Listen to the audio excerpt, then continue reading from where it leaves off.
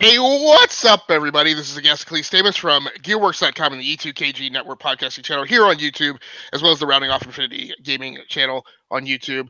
We are back with another episode of It's Another Thing, our podcast that reviews short season format television shows. So things like in the 6 to 13 episode range, because we just don't have all year to focus simply on television. So we cover a few of these shows at a time, or one show at a time. We do it for 2-3 months.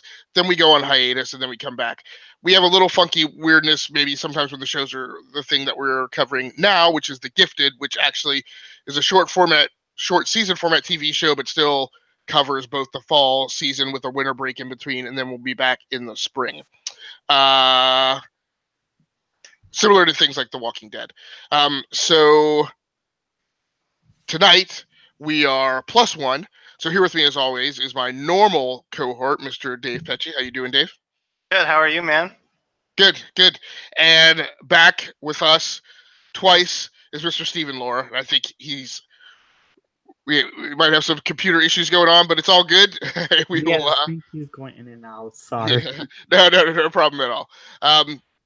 So we're going to talk The Gifted. We have been on a bit of a hiatus ourselves, so this is actually a catch-up episode. We are going to be covering episodes 4 through 8, but we are especially going to be focusing on episode number 8. So just to give everyone the rundown before we get started with the episode proper.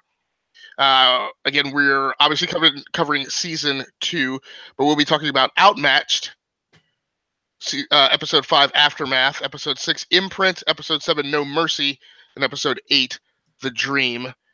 And for each of those, again, the shtick this season on The Gifted is that all of the episodes, so in season 1, all of the episodes had an X in their name to remind us that it was an X-Men show. And this season, all of the episodes have an M in their name, evoking Magneto.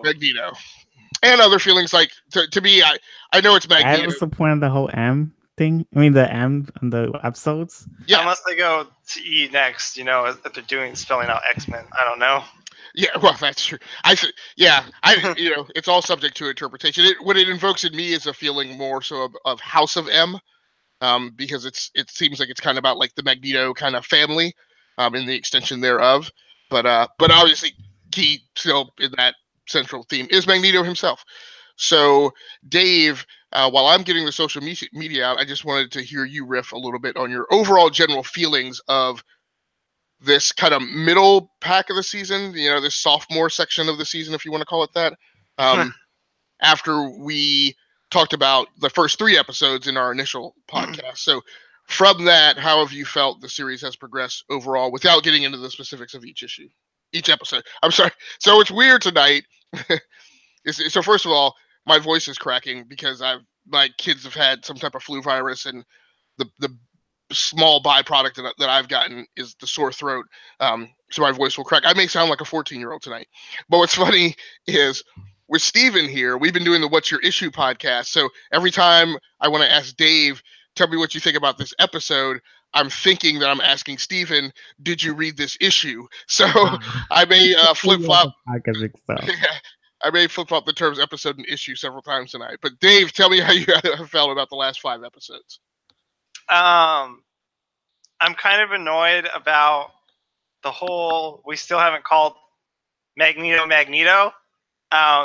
He's barely even referenced as Lorna's father. I mean, technically he's more him than anything in the reference. We don't talk about him or, that person or something like that. So that's just kind of annoying.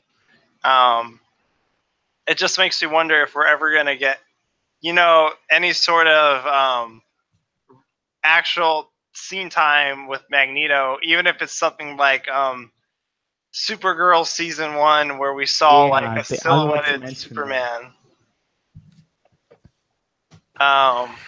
So that's just kind of my hope. Episode 8 was definitely the best one. There was one other episode, or maybe it was also part of episode 8 that I really appreciated, where they had they did mention that her father was a part of the Brotherhood of Mutants, and I think that was like one of the first like direct references that we had to Magneto, which was really good. Other than that, I mean, some of these like episodes were just kind of very boring and blah, I thought. You know, I think part of the thing that bugs me is that we get a little bit, there's these other characters that they've added that I just don't really feel passionate about. Like Twist. And thank goodness I think they've written her off now. And I don't know, we don't get as much as the Strucker twins together, and I just feel that direction is not the one that I've I don't know, just not. And the whole thing with Andy's dad, I feel like they've spent a little bit too much time with that. I don't know. I feel like it's off to a bad start. But if they keep going in the direction that they're going, in 8, where Polaris continues on to the road she's on, that would be really good. And I also don't like Reva. I don't like her character at all. So Cool, very cool.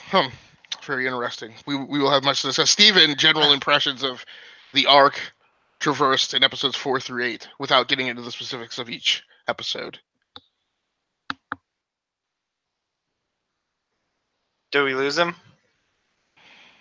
Yeah, I was looking at his image. I thought he was still here. So that's interesting. See, I actually feel like the dynamic. You like the new characters, basically, that have been introduced. No, I was actually going to say this is an unfortunate thing where, and this even happened back on the cartoon, right? Where it's like nobody really mattered on the show except like Cyclops, Storm, and Wolverine, right? And I feel like there's a little bit of that going on where. Oh yeah, that was painful. I remember that in the cartoon. It was you didn't get enough Rogue and Gambit, and like you were happy when there was like. Then they had these episodes that were like only on Rogue or Gambit. Yeah. Right. And so I feel like we're getting a little bit of that where I don't really know that anybody matters, outside of the main characters. I will say, however, much like we sometimes get in some of these superhero shows, the most interesting segments of the television for me are like what I've become less and less interested in what's going on with Thunderbird, Eclipse, and Blink, and more interested in seeing what's happening back at the Hellfire Club HQ. And really in particular the interaction between Polaris and the Cuckoos. Yeah. Is like the most interesting part of the show. Yeah, I mean, honestly, Polaris and the Cuckoo Sisters are, yeah, I agree with you. They're the most interesting characters on the show right now. Yeah. So I'm trying to, and again, I'm struggling to even talk, but I'm trying to now get to the episode synopses of the Gifted, which I seem to be struggling. I just had the Wikipedia one up of it. Yeah, no, I've got it. It's just I had a hard time. So we're covering Aftermath, Imprint, No Mercy, The Dream, and Outmatched, I think, right? Correct. Yeah. So one of the interesting things that was revealed in the flashbacks, and we'll start off briefly running over Outmatched, was the fact that one of the things that's been going on with Caitlin, played by Amy Acker, who I'm a huge fan of because obviously I'm a Joss Whedon fan and come from a strong background of Buffy and Angel, and Amy Acker was one of the actresses on Angel, but it gets revealed that there was a point where the doctors had been recommending for Caitlin to actually terminate the pregnancy, that having Andy was gonna place her in mortal danger. We also get in this episode that Reva is telling the Frost sisters to basically go around and basically kill anyone who has any knowledge of the Inner Circle's plan, which includes Wire, the drugged up hacker that Caitlin and Marcos went to get information out of in the preceding episode. Now, in this we also get Caitlin. I didn't realize this was this episode, but I guess so. Having killed Wire, Caitlin and Marcos track down Wire's brother Graf, and this is a particularly brutal episode because basically Caitlin just kind of completely Guantanamo Bays him in order to get information out of him to figure out what the Inner Circle is doing because she's desperate. So a lot of this episode was about the depth of Caitlin's desperation to get Andy back, continuing to spiral downwards. But we get some of the the reveal as to why. But it's kind of an episode where they show her hitting rock bottom, and again we get a further extension of this notion that, hey, at some point, Caitlin, you need to recognize that this isn't Andy being influenced by Polaris or Riva. Andy has made a choice to basically join this new reincarnation of the Brotherhood of Evil Mutants. So any comments or feelings about where this segment of the story takes the overall epic of The Gifted? No, I thought that was a very good episode. I liked it. Okay.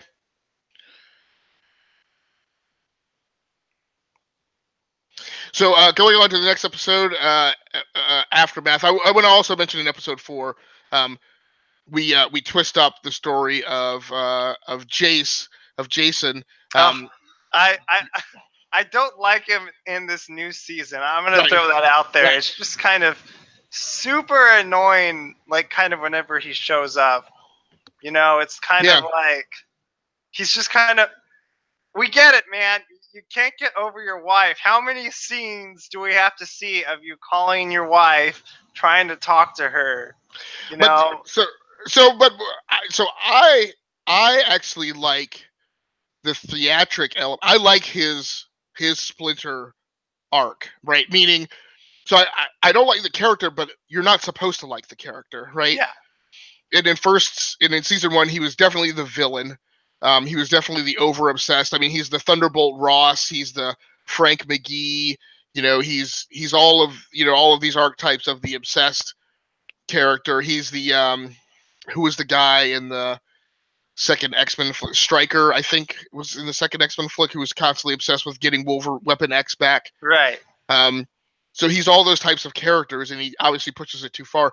Now he's in this arc where he is also spiraling into despair, and we get this momentary bit of brightness where, as he falls in with the Purifiers, and they take him to see the television show host, who's actually maybe one of the masterminds behind the whole Purifier movement. He finds people who have descended to a depth that's even beneath him, and there's a moment of brightness where he goes, no, thanks. This isn't me, right? Like I'm like I'm bad, but you guys are crazy. So there's that brief sliver of redemption, but still in all of it, in season 1, he was somebody to be reviled. Now he's somebody that you feel sad for. Yeah. And I guess to a certain extent I enjoy the torture, right, of agonizing over the tragedy of the character that he is, right? That somebody who can't and so it's funny because here in my house recently we've talked about Les Mis and the character of Jobert, which is kind of a similar arc as to what's going on with Kobe Bell's character. So I find, again, I don't like him, but I actually kind of, I guess it's maybe a little bit of Schadenfreude or whatever. I don't know, but I'm enjoying the acting and the story writing that I'm seeing, of mapping his life out as a tragedy. So on to episode number 5, Aftermath with a capital M. We're make sure you people know every episode that has the M. Right. So we get some flashbacks here, and flashbacks figure very heavily into the show's makeup. Oh, we, yeah. we get some flashbacks here of Jace when he is initially joining. I guess he was initially a cop. And so we get to see kind of the initiation of his. Hey, what's up, Steven? Sorry. No problem at all. We get to see, some, but I guess in some ways his origin story, and how he actually originally didn't agree with the harassment of mutants, but then kind of was indoctrinated into it, almost groomed, if you will, to falling into this path. Again, we get a little bit more of Caitlin, agonizing over Andy, and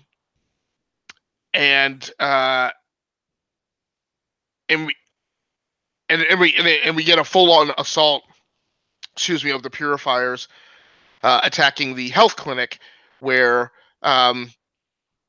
they're caring for the mutants who escaped from the hospital. So one of the things that happened in the preceding episode was Riva took some members of the Inner Circle and basically to break out the mutant who we find out in this episode is Twist. In an effort to get away, one of the things they do is they release all of the inmates. So it's kind of an assault on a facility that's kind of a little bit like a Marvel version of Arkham, with a lot of superpowered mutants who are in there, but who are also like being treated for psychiatric and mental illness. So, and we get another scene in the Morlocks sewer here when Which is kind of a bummer because we don't see any of the the bigger names like Lynch or Callisto. Yeah, and my sense of it is that we won't this season, which is it's just a really, really weird portrayal of the Morlocks and way that they're using them. Steve, is that like? I mean, were you expecting a different portrayal of the Morlocks, or are you completely fine with the way? No, I was expecting something way different. More of a '90s reference to them. Not that they're hurting like a whole bunch of group of people down there. Something else. Just I don't think it was very comic relevant portrayal of them. Yeah, Steven, did you have any thoughts on that? I was thinking that the leader of the Morlocks, I don't know his name, but Erg. Yeah, I think he's playing Callisto's role. Like he's being like the substitute. Yeah, I mean he does have the. I mean, I guess they both have the eye patch, right? Yeah. I started to notice that. Yeah, I hadn't thought about that. That maybe he's like a palette swap, but he's still kind of the Callisto. But I guess to me, the Callisto character, and of course I remember her from the '80s, was a little more belligerent and in your face, and like always threatening to cut you with a shiv or something. Yeah, exactly. So, but again, I guess if you have that portrayal of Callisto, you don't really have an opportunity to have a relationship. Well, you don't have the same relationship as they're portraying between Erg and Blink. So I don't know. But again, I guess more importantly is that it doesn't matter as much because Erg and the Morlocks are introduced, and I had this feeling that they were going to be this really big deal, but they're not. Yep. Yeah. Right? It's like, I don't know. So, all right, episode number 6, Imprint.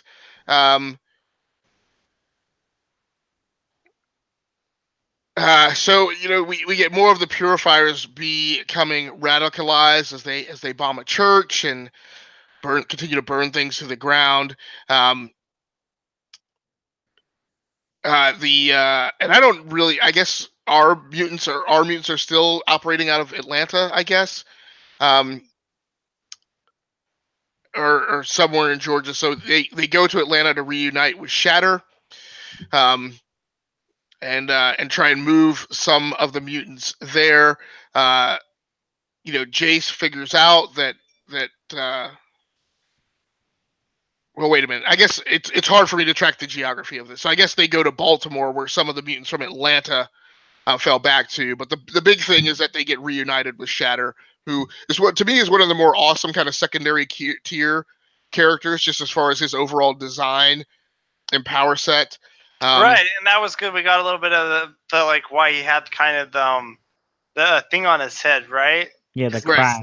Yeah. Yeah, which is really good. And then they kill off Shatter, which is disappointing. Yeah, which is pointless. They Right. So so like everything. So like you guys said, we get his origin story of like how he got the Shatter design imprint on his face.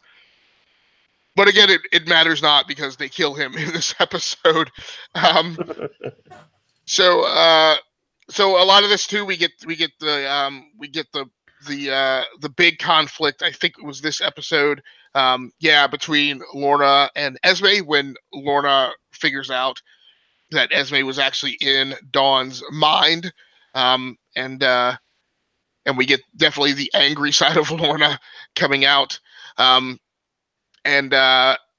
we also get the big reveal that the Cuckoo Sisters were originally 5 clones, and we see them which explains a lot because in the comics there's more. Yeah, I think there was 5 in the comics, or there's probably more. Yeah, although in the comics, I only saw the arcs of them where there were 3, but I agree it makes sense, and we get this extreme rift between Lorna and Esme, but also then a very quick resolution of that, and actually an increased bond between Lorna and Esme, whereas the other Cuckoos, are always kind of separate and apart and on their own, and the only real bond between any of them is them and the White Queen, which I guess in some ways Reva is kind of the stand-in for the White Queen. Steven, any feelings on anything particularly remarkable in this episode, or that you didn't particularly care for? I thought that was interesting that they put the Stafford Choco's origins. I looked up in Google, it was 5, and then they end up getting killed off, and it becomes 3. Yeah. So the origin was exactly like how it was in the books, and I actually like that part. Dave, anything else you want to add? Nah, I agree with him. All right. Okay, on to episode number 7, No Mercy. And so now we get Reva's origin story. And we see how she was strongly shaped by witnessing a close friend of hers being murdered in front of her, when Reva was actually advocating for a softer approach towards diplomacy with the humans. That obviously turned her around and putting her in the other direction. This is where we also get the break-in at the bank. We also get the furthering of the bond between Andy and Rebecca, aka Twist. But we also get to start seeing that Twist is cray-cray. Like, she's a bona fide sociopath. And I thought that was really interesting. We also get Caitlin and Reed, kind of resolving their rift from Caitlin discovering that Reed has powers and has been keeping it from everyone. And they also come up with the plan now to go seek out Reed's father's former scientific partner, who developed the formula that was given to him as a 12-year-old to repress his powers. And then this is up. Other than this week's episode, this was my favorite episode because then at the very end we get Rebecca. We know Rebecca's a sociopath. That hasn't really been revealed to everyone else. I think Caitlin and somebody going around with Caitlin figures out as they seek to determine who was it that got broken out of the bank. They come upon the realization that while a lot of the mutants who were in the hospital were being mistreated, Rebecca was actually a bona fide crazy, and should absolutely not have been the type of person that the Inner Circle broke out. And so at the end of the bank heist, we get Rebecca refusing to allow the bank manager, who has been mouthing off and talking badly about mutants, she refuses to just let that stand. And again, I like lots of television to me, particularly things in this genre, kind of goes back and references things that I feel like Joss Whedon did. And one of the big episodes in Angel, I think in season 2, is Angel, while he's not necessarily in his Angelus personality, has been driven so far into the depths of despair of feeling like humanity can't be redeemed, that that Darla and I can't remember the other, Darla and Drusilla, two of the most evil vampires that have ever walked the earth, who have walked into a party held by a law firm, which is a big nemesis of Angel's. Rather than Angel saving the law firm, he actually closes the doors on the lawyers and allows Darla and Drusilla to basically massacre them, and then just walks away. And we get kind of a similar thing here, as the doors are closed on the bank management staff at this evil bank who's been funding anti-mutant activity, and Twist actually turns everyone inside out, and you get a huge blood splatter on the glass pane windows. So any comments that you guys had on this episode, pluses, minuses, things you didn't like, things you didn't care for, and Dave, I'll let you start. And in particular, I'm interested in, in terms of the story that's been built up to this point, and anything that you liked or disliked about how this episode progressed it. I think it was a great plot device. Because now, as Eclipse says, later in the show to Polaris, you guys set the world on fire against mutants. And I think that's the next episode we're going to talk about here. Okay, yeah. Oh. Sorry, I know it gets confusing when we have these big makeup sessions. Yeah. But anyways, that event kind of shakes everything up, and it was bound to happen. She clearly wasn't ready, to go out there and do anything crazy like that. But then she was the only one who could, again, this might be an episode 8 line, but she was the crowbar, basically, to break open the vault. And it was pretty gnarly, that scene. And I feel like from now on we're going to see the consequences of that. And it makes me wonder what's going to happen to Twist. I mean, is anybody going to be able to take her out? Because, who's going to be fast? Maybe the Esme sisters can get in her mind before she can twist somebody, or maybe Andy can take her out. But I feel that she's a loose cannon. And I feel like, I guess at the end of episode 8, something is going to happen to her. We just don't know what. But it was nice to see a bank heist scene. Kind of not what I was used to in bank heist scenes, but nonetheless, it was interesting. Yeah, and I think one of the most interesting plot points in this episode was I liked the little twist where, in a discussion between Lora and Esme, Lora actually convinces Esme to stay behind and sit with Dawn. And so it was interesting to see just 2 of the cuckoos kind of deploy while a third one is separated from them. I like a lot of the things you said, Dave, about and I hadn't thought about it in comic book terms, but this is a couple things. This resets the status quo, right? It's a significant plot twist in the arc, because it exacerbates this tension between humans and mutants, and makes it an open conflict, right? Whereas between now, everything has kind of been clandestine, and low intensity conflict. But at this point, it's almost a full out war between mutants and mankind. So I thought that was pretty interesting. And then it opens up an interesting path in terms of Twist. There's lots of different things that could wind up happening with her. She could be kind of lobotomized by the cuckoos, right? She could just be like, snapped out of her mind, so to speak. Steven, one thing I want to ask you is, in some ways, I guess one hypothesis is, in some ways, Andy's relationship with Rebecca is something he's starting to lean on as a surrogacy for his relationship with his sister. And obviously 2 different types of love, right? But still, that bond of like a partner to talk things through that he has a greater closeness to than he has with other members of the inner circle. Is that something you believe is occurring and that it's being scripted and plotted that way, or did you observe that differently? I don't know. I didn't observe that any kind of way, but I did get reminded of something just now that I remember the Strucker twins are like in love with each other in the comic books. It was in Generation X, the current one. It was kind of awkward. And I'm not sure they're trying to. I hope they're not trying to implement that in the TV show.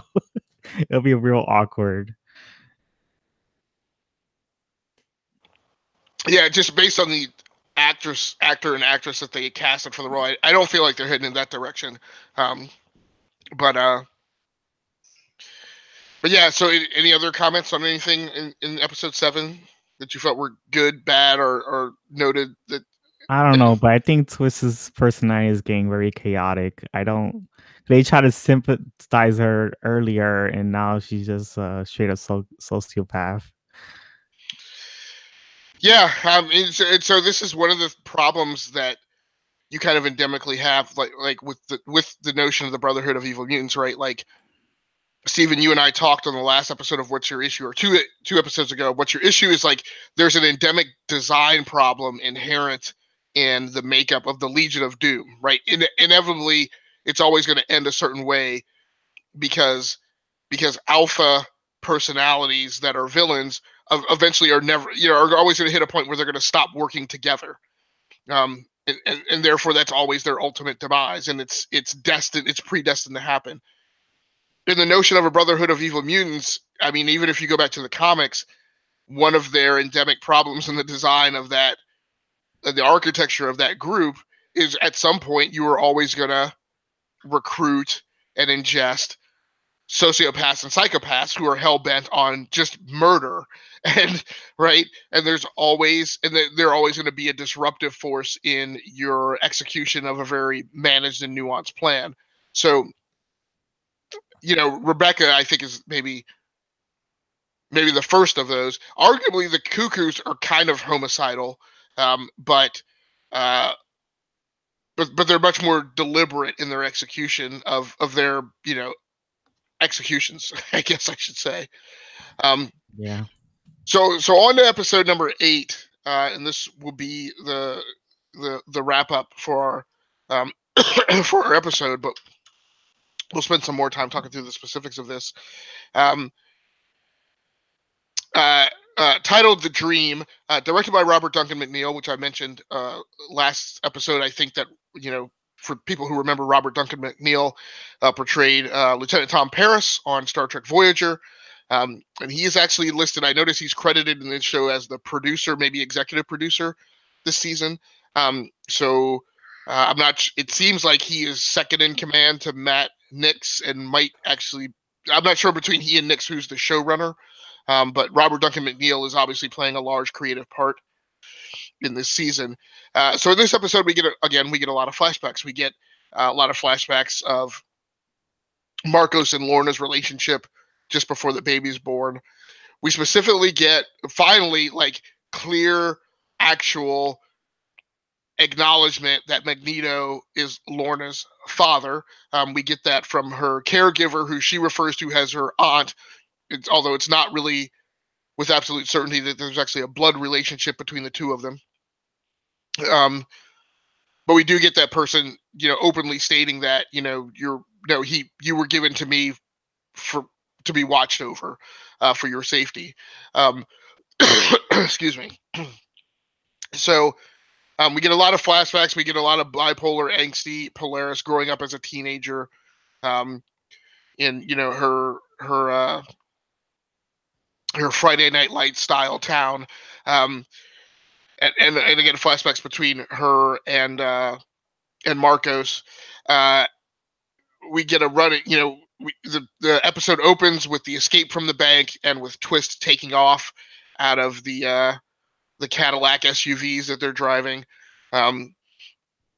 We get no appearance or input or sense of like what the inner circle should be doing from Riva.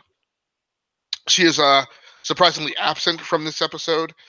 And so it's left up to kind of Lorna and Esme to kind of figure out what they should do. We don't really get much of a view of what the rest of the inner circle is doing to damage control what's going on. Although, quite happily, I was very pleased we did get some time with Sage this episode, because she's been one of those characters that was one of my favorites from season 1, and we don't get to see a lot of her anymore. There's a mention by Esme that she's going to dispatch Bulk and Fade to participate in the search to track down Rebecca. We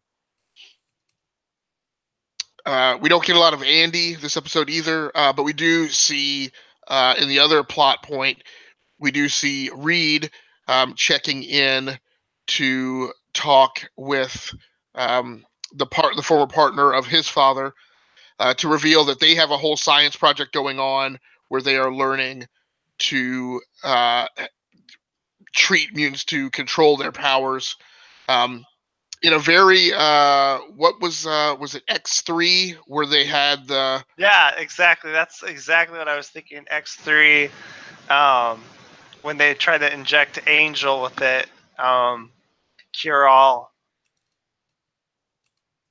Right, and there was the whole, part of the plot of that show was how there were mutants who wanted to be cured, and how other mutants felt like there was something wrong with people who thought of it that way. And I thought that's where we were going, but there was a slight difference in the way this die was cast with this plot point. But it was interesting because, again, like you mentioned, I'm projecting and thinking that they're doing a setup that's exactly the X3 thing. But then my preconceptions would be unraveled because that's not exactly what they were doing.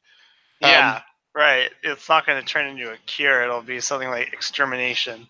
Right. And the last thing I'll say before I turn it over to you guys for comments, the one thing I want to talk through too is this episode was the one that had the most emotional scenes in it. We have some, in my mind, incredibly well acted scenes between Polaris and Eclipse.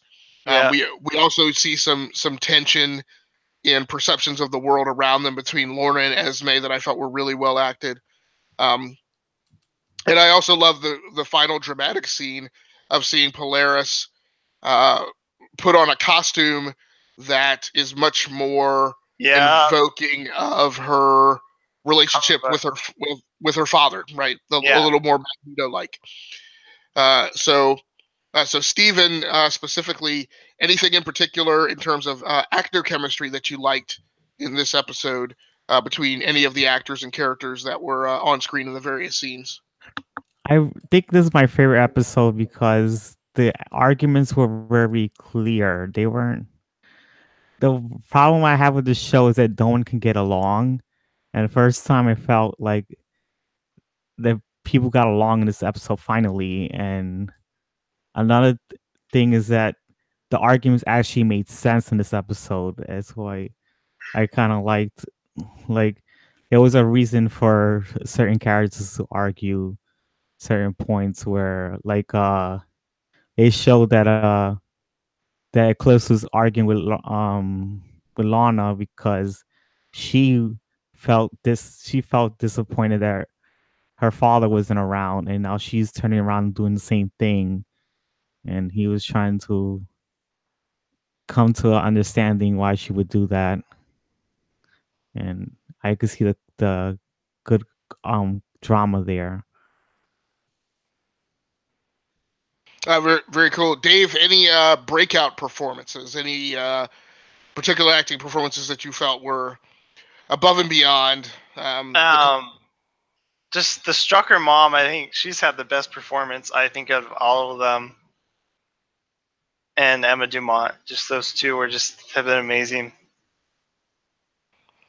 Yeah, Dumont. Emma got a lot of screen time, and I actually liked the performance in the casting, just in terms of her physical resemblance to Emma Dumont of the 13 or 14-year-old Polaris.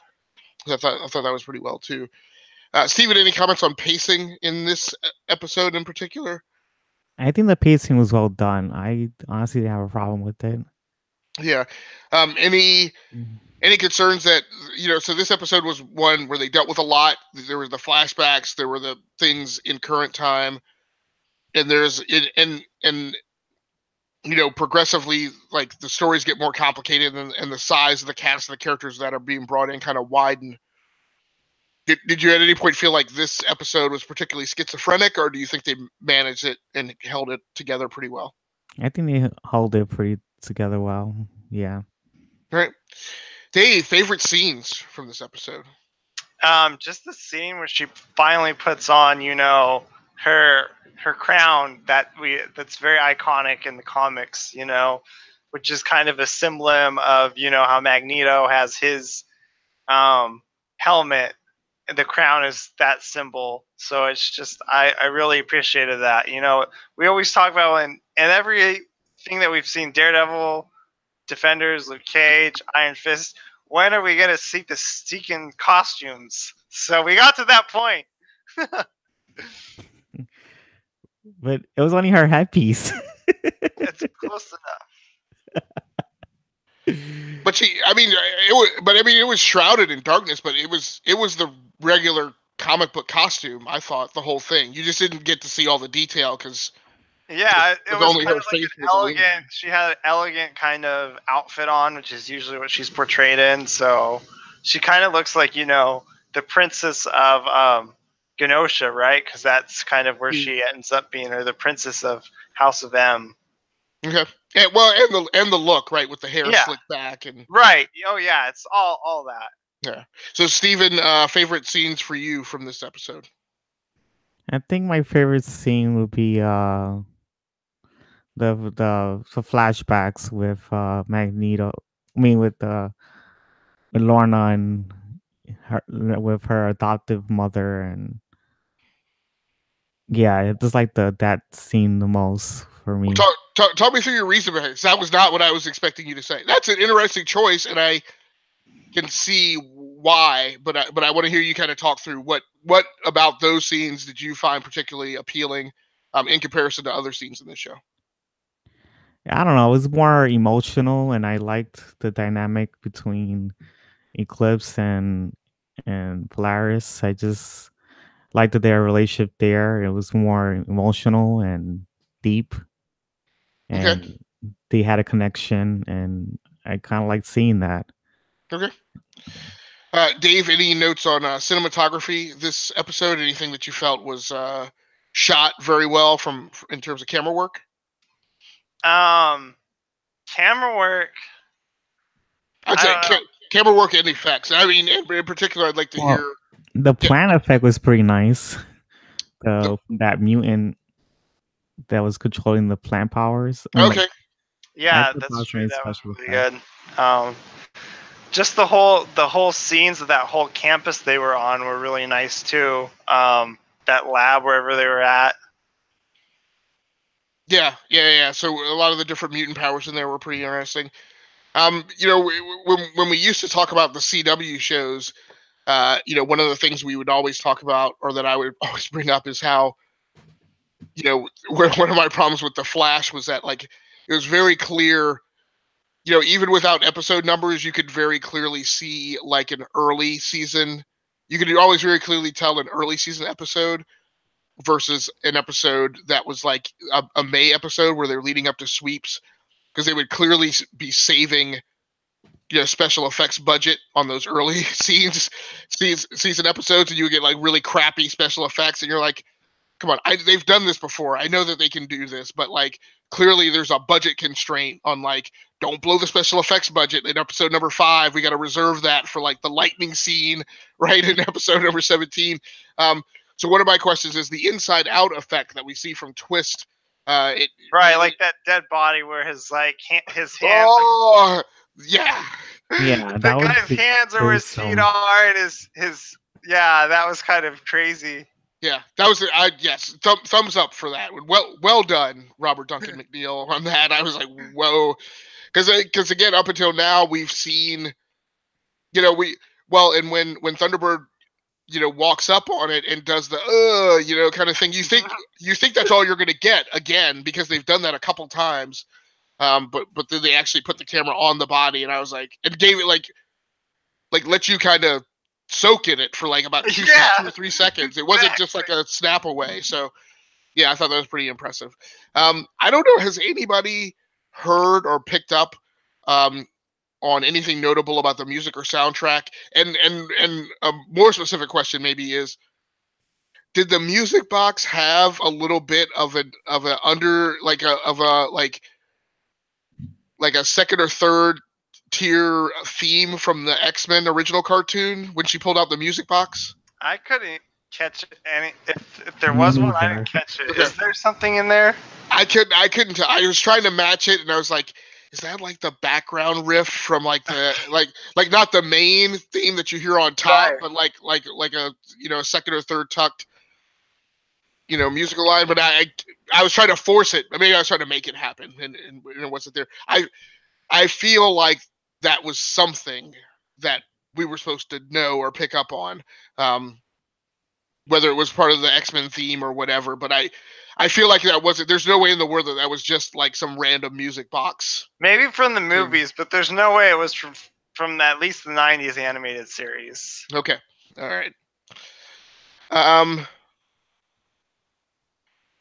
So I don't know, anything else that struck out at you guys for this episode? I think I want to say all of us unanimously agree that this has been the best episode so far this season. Yeah, and it's hard to imagine we have like 7 episodes left. Yeah, I think I want to say I believe what's going to happen is they're going to do the next episode, which is Game Changer, and then I think they go on hiatus until who knows when, right? And the big problem with this last season was when they went on hiatus, it was a very long time before we got word on when the show was going to be back. And the show didn't come back until March last season. So I think the whole lab thing was pretty interesting with learning about the suppressing the mutant powers, and I wanted to see what that leads up to. Yeah, it's hard to tell. It felt like when the guy went into the description that the plan was to help all mutants. Then I heard like the little Twilight Zone playing like in the back of my head. I was like, oh, here's the other shoe dropping, right? That really this is like another variant of like a mutant genocide that they're gearing up for. Yeah, they want to do it to all mutants instead of just a few. Right. Yeah, so I take that back. So when the show went on hiatus last year, which it did on December 11th, it came back in January and ran 3 more episodes. But then this was the whole thing of like when they did this year, the switch up was how the thing was going to end. Because if you remember, there was word that there were going to be like it was going to be like a 2-hour episode, but it was really I remember that. Yeah.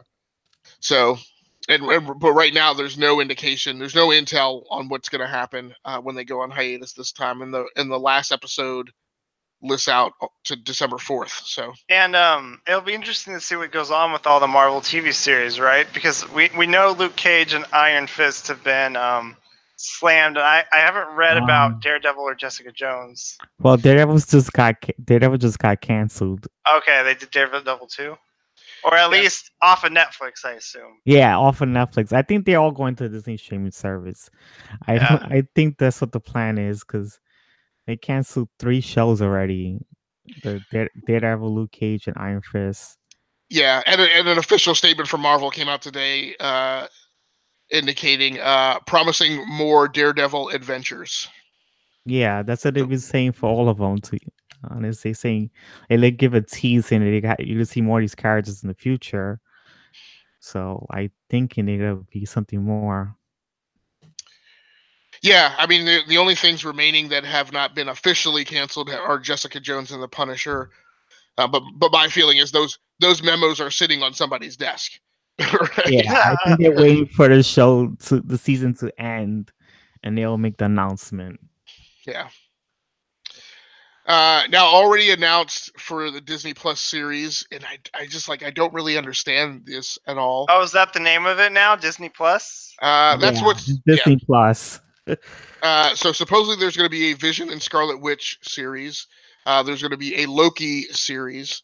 I guess we would assume today that we've got an official announcement that there will be something with Daredevil appearing in it. We don't know exactly what that's going to be. And I thought there was a third series that's been officially. It's Winter Soldier and Falcon. Yes. Yeah. That's interesting. So the I see here that the AT&T girl is going to be Squirrel Girl on a Marvel show. Yeah, it's a new Warriors show, but I don't know when that's coming out. Right. And Runaways, I don't know what they're doing with that one either. But it's on Hulu. Yeah. Is it going to stay on Hulu or is it? I think it'll stay on Hulu. Okay. Yeah, it'll also be interesting to find out what happens with Legion. Yeah, which has been. I don't even know what's gonna happen with Gifted either, because they're both part of the Fox universe. Right. Yeah. So nobody knows. But I mean, that's still now all under the Marvel Disney umbrella. So yeah, who knows? I guess what I will say is I feel like it would be unfortunate if it all gets pulled under Disney, because I mean I haven't been compelled to pay for the DC service. I don't know. I don't know that I'll be compelled to pay for the Marvel service. So it'll be. I've already got Hulu and Netflix. What's one more? I got all of them pretty much. Yeah, but it keeps adding up. Yeah, it's just hard to keep up with all these shows. I'm like 3 or 4 episodes behind on the DC shows. I just can't. It's hard to keep up with. Well, right, and I mean, and I think, I mean, and Dave, I may be speaking for you, so you can correct me if I'm wrong. And I think, I mean, we talk about what we do with this podcast, and doing this podcast was essentially our decision that we were stopping, like we weren't going to do it anymore. Yeah. You know, I've been on podcasts where we watched all those shows, and it was a grind that eventually, like, I don't want to say it was going to kill me, but like it was. Like I did that for like 1 or 2 seasons, and I was like, I'm done. Like I can't do this anymore. There's just too much of this stuff, and I for one enjoy. I mean, again, I don't watch a ton of TV, but I definitely enjoy TV more now that, like, you know, we do this podcast, and then I watch like one other show, or you know, I'm trying to binge one other show, instead of trying to keep up with like 15. So life is much more enjoyable now from that perspective. Yeah, I like I don't know. I like TV shows much more than movies, because I feel like I'm getting more character development rather in TV shows rather than movies. It seems much more exciting. I don't know. I like the character relationships more in the TV shows. Yeah, they're different formats. I mean, we have a crew that does movies, and I enjoy that because movies are a different presentation structure. Yeah. But by the same token, they're also bigger budget, so you get. Yeah, that's the only great thing about movies, is that the budget is top notch, I guess. Right. Well, Dave stepped away from the camera. I think he's planning on being right back, but I definitely. It says on the chat. It says BRB. Yeah, but I definitely got to go ahead and get out of here, and I think my voice is pretty much done for anyway. So. So, Steven, anything else that you want to mention concerning the Gifted? I just want to say that I did like the relationship between Lauren and that guy that she was like being interested in. That's about it. Yeah. And it might just turn back on her. Right. So, I mean, my overall feeling of this season so far is this season is different than season 1. I think at the end of the day, though, I think I'm enjoying it. I mean, I didn't like the opening, but I feel like this second piece overall has me liking the season more. Again, the unfortunate thing is I think a lot of the like tier 2 characters and like ones that we really like to see, like Shatter and Sage. The tragedies, we're not getting to see as much of them. But I think at the end of the day, I personally am liking this season a little bit more. It's a little more. I feel like this season is a little more comic booky than the first season, in a good way. And I feel like we're anchoring a little bit more to some of the common structures that we would expect to see out of an X-Men comic in a lot of ways, including the dramatic relationships between the characters. So I don't know, Dave. I'll before we wrap up, I'll give you the same opportunity to, overall, how are you feeling about this season? Good. Episode 8 was very redeeming for the other 7. Right. Right. All right. Well, that's going to do it for us for this episode. I think our plan is going to be we'll talk about it off camera as well. But I think if this next episode is hiatus, we will probably come back and do. We probably won't wait until they come back after break to discuss that episode. So we might do one more episode of this podcast covering the last winter episode, and then hopefully we'll by then or shortly thereafter get some intel on what the second half of the season looks like. So again, I apologize to everyone for my cracking voice, but we were way behind, and we definitely, rain or shine, sickness or health, whatever, we needed to get this done before our backlog queue became something that we would never surmount. So we appreciate you, the fans, viewers, and listeners, bearing with us through my adolescent voice.